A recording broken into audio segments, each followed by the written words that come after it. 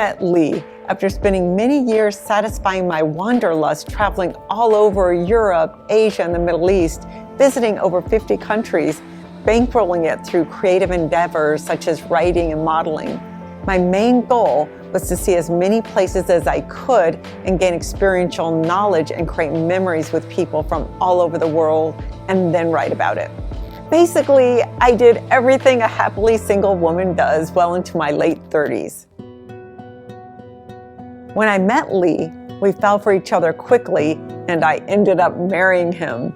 Here was a man who gave me the freedom to keep traveling independently, as well as the joy of traveling together, creating memories as a couple, and eventually as a family with our daughter Ava. But we, like most couples, also had our differences and our issues. Eventually, we went into couples therapy to work things out and finally decided to part ways. By the time we met with marriage and family therapist and best-selling author KATHERINE Woodward Thomas, we had already consciously uncoupled to some extent, but we still needed closure. I've worked with many people in my coaching practice who are in so much pain over separation and divorce. Getting help from people in the process is indispensable. That's why I decided to invite KATHERINE to work with Lee and I.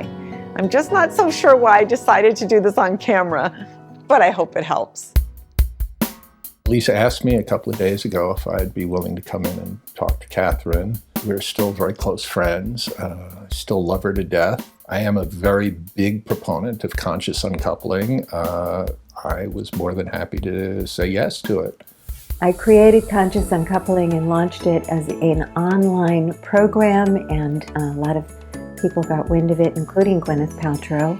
And she and Chris Martin were, of course, able to use it to consciously and decently complete their marriage and transition into great co-parents. So the first thing that we're going to do is meet with Lisa and really hear her perspective on why the marriage is ending. And then we're going to meet with Lee privately, and we're going to hear his side of the story. And then we'll bring them both together, and we'll see if we can actually really help them to consciously complete this phase of their relationship and successfully transition into being great co-parents together. So who's initiating the separation? I think I said it about 20 times before we did it, and then finally he said, okay, let's just do it. I'm not hearing that you owned your own ambition. I did not. So in owning your ambition, that changes everything. Yes.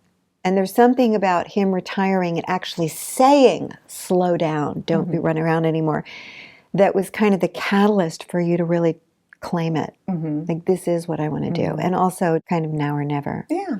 So let's look into the future for a moment. What does that future look like? What do you imagine that future Well, we're be? doing great right now.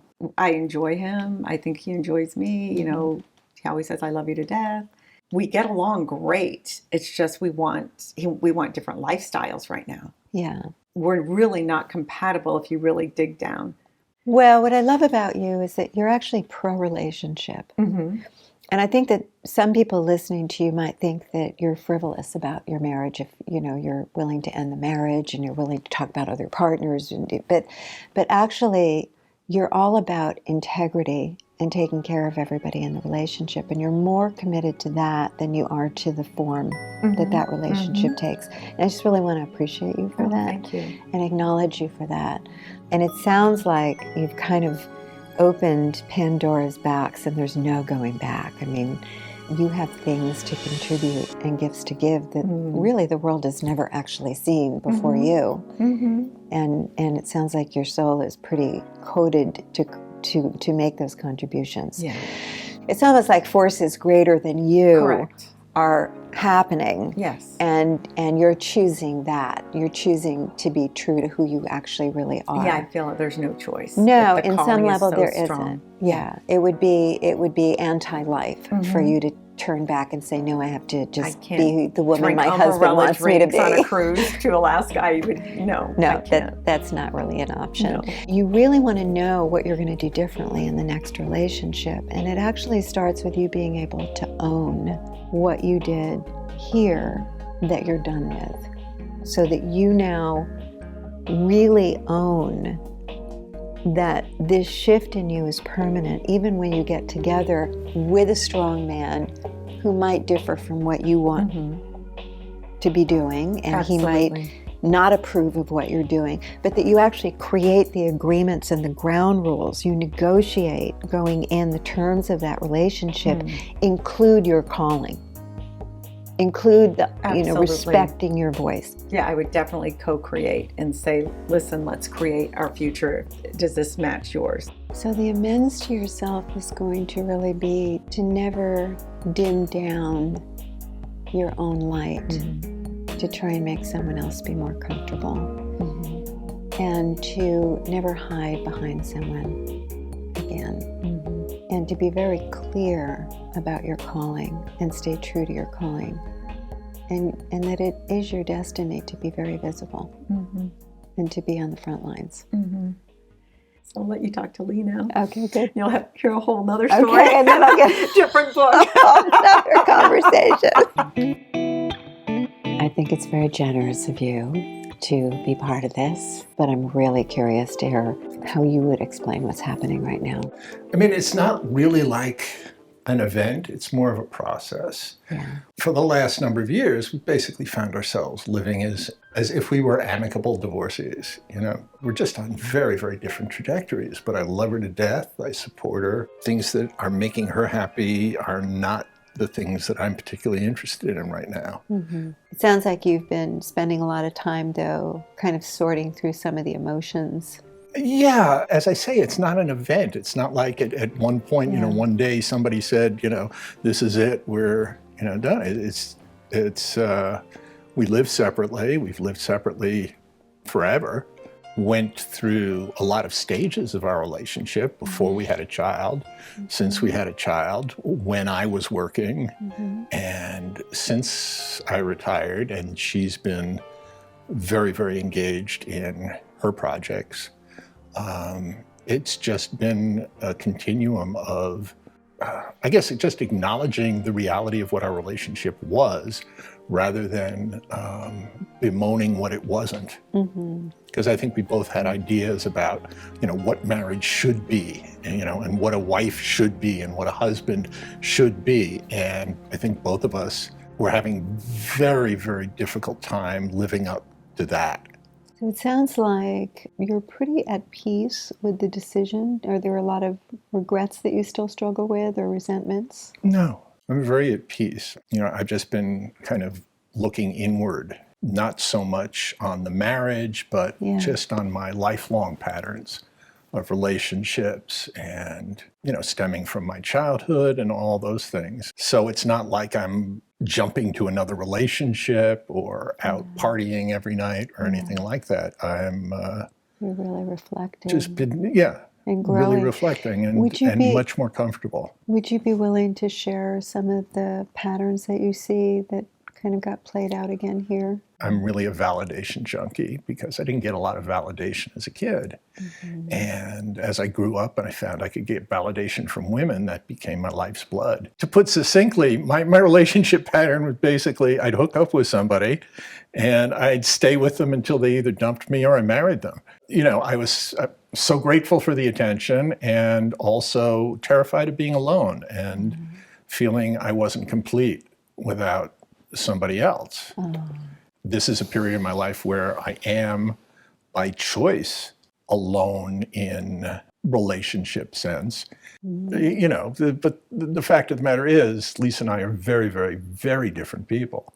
And although we cherish the differences between us, life together is somewhat complex. I mean, we don't like the same room temperature. We don't like the same music or food or movies, TV shows, people. We don't really have a lot that we fit together in. Just the two of us on an island somewhere is great, but in the bigger world, we're just increasingly divergent. Parallel lives is the way you're describing a little bit. Parallel, yeah. If you don't get the nurturing that children need. Every child needs nurturing and love and, basically unconditional love. Yeah. If you don't get that when you're supposed to get it, then you can spend the rest of your life trying to get it not from mom, but from other adult peers. Beautiful. And adult peers are not capable nor should they be, if they're healthy, of giving you the kind of love that a mother gives you. But that's what we yearn for. My parents married and had kids in the 1950s. They got married because that's what people did, and they had kids because that's what people did. And my mother was not really adept at handling me. I got put in a crib, there's a picture I have of my mother holding me, and you can see how tightly I'm grabbing onto her.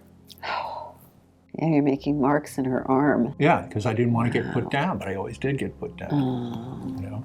I'm kind of putting puzzle pieces together a little bit, And I think the core belief of aloneness, like I'm all alone here, which, by the way, studies show that neglect is as bad as physical violence as a form of abuse.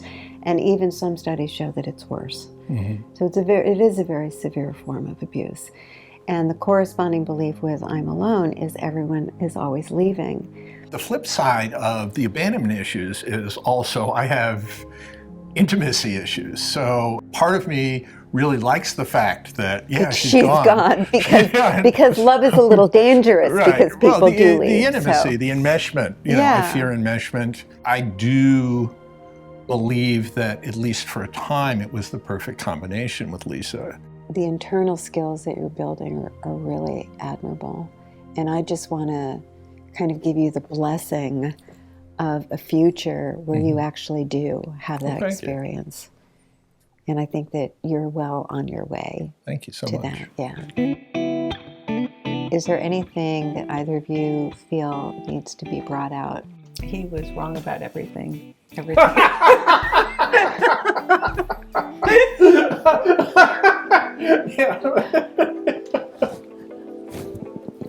He's rude, he's antisocial, he's I forgot, can you get my memory? Yeah. Now it's filled with always so nice. Next time you're angry, you'll remember.